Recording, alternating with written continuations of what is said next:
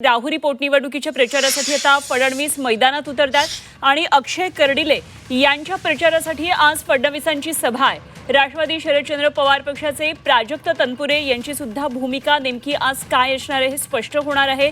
त्यांच्या भूमिकेकडे संपूर्ण राजकीय वर्तुळाचं लक्ष आहे, राज्याचं लक्ष लागलेलं आहे। तेव्हा आज तनपुरे मुख्यमंत्री देवेंद्र फडणवीस यांना सुद्धा भेटण्याची शक्यता आहे। गेल्या काही दिवसांमध्ये राहुरी पोटनिवडणुकीनिमित्तानं राजकारण तापायला सुरुवात झालेली आहे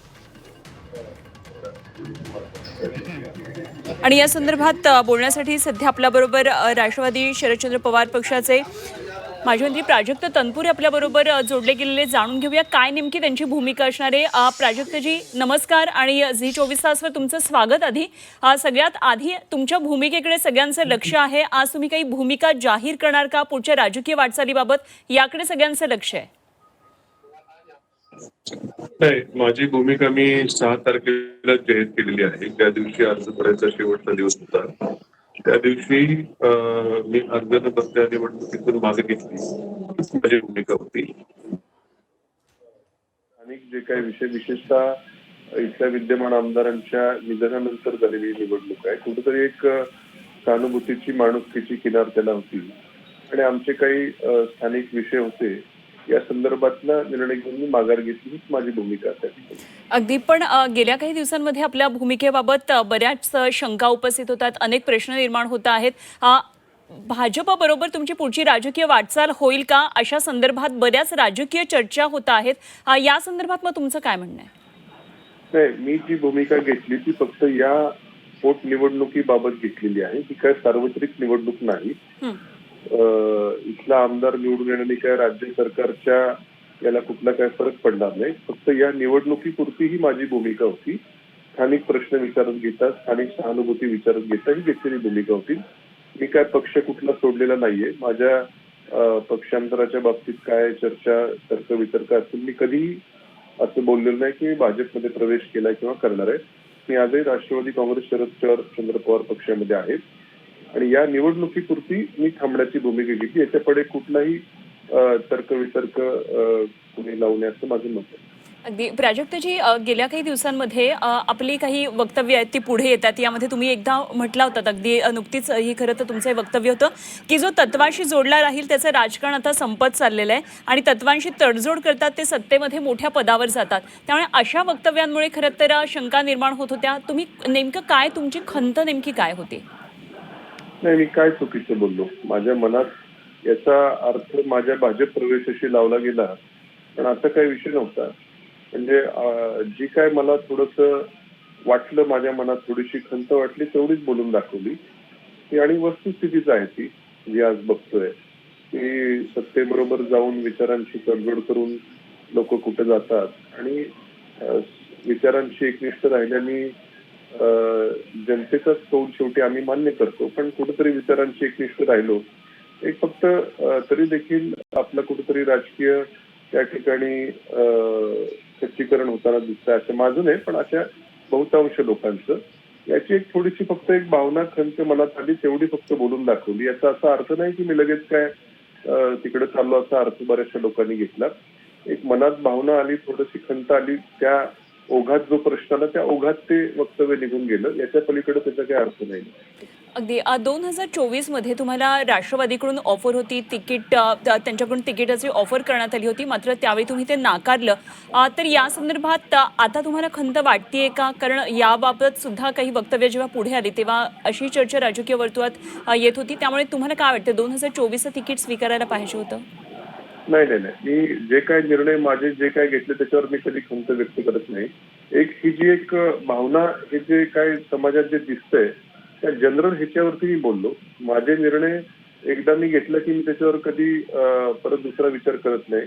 मला योग्य वाटला, माझ्या मनाला तो विषय योग्य वाटला आणि त्यावेळेस मी ती भूमिका घेतली। परंतु माझ्यावर नाही बोलत आहे मी, जनरल ओव्हरऑल सगळं जी ही परिस्थिती जी दिसतेय याच्यावरती मी थोडीशी खंत व्यक्त केली। मी काय निर्णय चुकीचा होता असं बोललेलं नव्हतं काय, पण असे निर्णय घेऊन एक निष्ठता दाखवून सगळं दाखवून अशा लोकांचं राजकारण आज कुठं चाललंय आणि अशा ह्याच्यावर फक्त मी ते बोललो। माझा निर्णय तो योग्यच होता, त्याच्यावरती कुठं मला काय हे वाटत नाही। पण आज अशा निर्णयावरती ठाम राहून विचारांशी ठाम राहणाऱ्या लोकांचं राजकीय परिस्थिती आज कुठं होतीये आणि जे विचारांशी तडजोड करतात त्यांची राजकीय करिअर बहरतं, असं जे काय ऑब्झर्वेशन सध्या दिसतं त्याच्यावर मी ते बोललो. अगदी खरं तर गेल्या काही दिवसांमध्ये जेव्हापासून राहुरी पोटनिवडणूक झाली आणि त्यानंतर उमेदवारीची चर्चा रंगू लागली, रवींद्र चव्हाण, विखे पाटील तुमच्याकडे आले, तुमची बंद दाराआड एक चर्चा झाली होती. तुम्ही आता सांगितली तुमची भूमिका नेमकी काय, मात्र ही चर्चा नेमकी त्यावेळी कशाची झाली होती? भाजप प्रवेशाची निश्चितच नव्हती, कारण तुम्ही आता तसं सांगताय, मात्र निश्चितच तो विषय त्यावेळी खूप चर्चेला गेला होता की तुमचा आता भाजपात प्रवेश होणार का, मात्र आणखी काय काय विषय नेमके चर्चेदरम्यान आले होते? मी त्या दिवशीच क्लिअर केले होते की त्यांनी विनंती केली की स्वर्गीय शिवाजीराव कर्डिले यांच्या निधनाच्या पार्श्वभूमीवर ही निवडणूक आहे आणि आम्ही त्यांच्या मुलाला, त्यांच्या कुटुंबातल्या व्यक्तीला उमेदवारी देतोय, तर आपण माघार घ्यावी. मी त्यांना म्हटलं की मी पण त्यांच्याबद्दल मलाही सहानुभूती आहे, पण या तालुक्यातले काही विषय आहेत, या तालुक्यातला आमदार असावा अशी या तालुक्यातल्या जनतेची इच्छा आहे आणि तालुक्यातले काही नवीन येऊ घातलेली संकट आहेत, काही नवीन झालेले प्रश्न आहेत, तर ते देखील त्यांनी सकारात्मक त्या दिवशी काय आमची त्या प्रश्नांवरती चर्चा झाली आणि ते सर्व प्रश्न सकारात्मकपणे सोडवण्याचं त्यांनी कबूल त्या ठिकाणी केलं, म्हणून माघार घेतली. त्या पलीकडे काय दुसरी चर्चा झाली नाही आमची त्या ठिकाणी. पण मग राष्ट्रवादी शरदचंद्र पवार पक्षानं राहुरीमध्ये गोविंद मोकाटेंना रिंगणामध्ये उतरवलं, तेव्हा आपली सुद्धा निवडणूक लढण्याची इच्छा होती का? तशी इच्छा आपण बोलून दाखवली होती का? नाही, गोविंद मोकाटेंना तिकीट मिळेल याची मला खूपशी काय कल्पना नव्हती. इनफॅक्ट म्हणजे मला खूप त्याचा म्हणजे माहित नव्हतं की मी माघार घेतल्यावरती दुसऱ्यांना तिकीट मिळेल याची खूपशी मला काय शक्यता माहित नव्हती. बरं, म्हणजे तिथे तुम्हाला इच्छा होती निवडणूक लढवण्याची? नाही, मी म्हटलं ना की या राहुरी विधानसभा मतदारसंघात 3 तालुके येतात. बहुतांश मतदान हे राहुरी तालुक्यातलं आहे आणि आपल्या तालुक्याचा आमदार व्हावा इथल्या लोकांची जी काही इच्छा अपेक्षा होती ती कशामुळे होती, कारण इथले काही प्रश्न आहेत, हे प्रश्न इथला स्थानिक या तालुक्यातला माणूस सोडवू शकेल अशी लोकांची भूमिका मला जन आशीर्वाद यात्रा मी काढली त्यावेळेस व्यक्त केली लोकांनी. पण मग तेच प्रश्न सोडवण्याची सरकारनं ज्यावेळेस सरकार पक्षाचे मंत्री इथं आले, प्रदेशाध्यक्ष आले, त्या सर्व प्रश्नावरती सांगोपांग चर्चा होऊन त्यांनी सकारात्मक भूमिका घेतली आणि म्हणून तो निर्णय झाला. उद्या मी कदाचित आमदार झालोही असतो तरी सरकार वेगळ्या विचाराचं होतं, मी वेगळ्या विचाराचा होतो. माझ्या एकट्याने निवडून येऊन कुठं सरकार बदललं नसतं. त्यामुळे आपण थांबून जर इथल्या तरुणांच्या बेरोजगारीचा प्रश्न सुटत असेल, आपण थांबून जर इथं आमच्याकडे एक अम्युनिशन पार्कचं एक रिझर्वेशन येऊ घातलेलं आहे, 7,000 एकर शेतकऱ्यांची जमीन त्या ठिकाणी बाधित होणार आहे, हे आपण थांबून जर हे प्रश्न सुटणार असतील आणि प्लस सहानुभूतीची किनार आहे म्हणून आपण थांबण्याचा निर्णय घेतला. याच्यामध्ये काय मी पक्ष सोडलेला नाही, मी आजही त्याच पक्षामध्ये आहे. पण प्राजक्तजी, तुम्ही प्रचारात कुठे दिसत नाहीयेत अशा प्रकारे सुद्धा सांगतात लोक. राहुरीमध्ये मोकाटे रिंगणात येत आणि आपण राष्ट्रवादीकडून प्रचारात नाही दिसत आहात?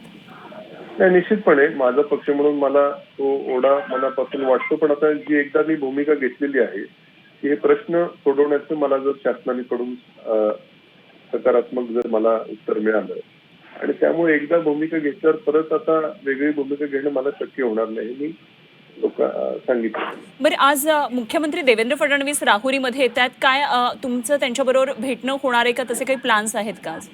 नाही, मला वाटत नाही अजून तशी काय चर्चा काय झालेली नाहीये. ते त्यांच्या उमेदवाराचा प्रचार करण्याकरता येणार आहे, त्यामुळं बाकी काय चर्चा मला वाटत नाही की आमची काय झाली. ठीक, प्राजक्त तनपुरेजी खूप खूप धन्यवाद तुम्ही झी 24 तास बरोबर साधलेल्या या संवादासाठी. प्राजक्त तनपुरे आपल्याबरोबर होते आणि एकंदरीतच राहुरीमधल्या पोटनिवडणुकीनंतर आता पुढची राजकीय वाटचाल नेमकी कशी असणार या संदर्भात त्यांनी आधीच स्पष्ट केलेलं आहे की मी माझी भूमिका जाहीर केलेली आहे, पक्षनिष्ठा ही अर्थातच कायम राहील असं त्यांनी सांगितलंय. तेव्हा आज अक्षय कर्डिले यांच्या प्रचारासाठी देवेंद्र फडणवीस येणार आहेत, त्यामुळे तनपुरे आणि फडणवीस यांची भेट होणार का याकडे सुद्धा राजकीय वर्तुळाचं लक्ष लागलेलं आहे. सध्या तरी नियोजन तसं नाहीये, कुठलेही या संदर्भात संभाषण झालेलं नाही असं त्यांनी म्हटलेलं आहे. मात्र निश्चितच राजकीय वर्तुळाचं या संपूर्ण घडामोडीकडे लक्ष असेल.